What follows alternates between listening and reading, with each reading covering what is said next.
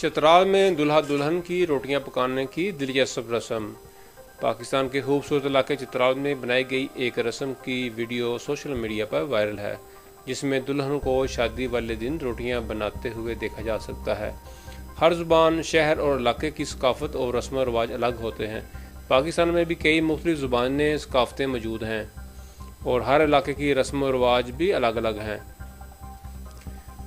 अक्सर औक़ात शादी से कुछ दिन कबल और बाद में नई नवेली दुल्हन से काम नहीं करवाया जाता और उसके नाज नखरे उठाए जाते हैं, मगर चित्राल में ये रस्म मुख्तलिफ है। मीडिया रिपोर्ट्स के मुताबिक चित्राल में शादी वाले दिन दुल्हन से रोटियां पकवाई जाती हैं, जबकि इस दौरान दूल्हा अपनी नई नवेली दुल्हन की रोटियां बनाने में मदद करता है। इसी रवायत से मुतल्लक एक वीडियो सोशल मीडिया पर वायरल है। वीडियो में देखा जा सकता है कि एक नौबहता जोड़ा मेहमानों के दरमियान बैठा रोटियां बना रहा है। दुल्हन रोटियां बनाकर तवे पर डाल रही है और दूल्हा रोटियां पलटने में मदद कर रहा है।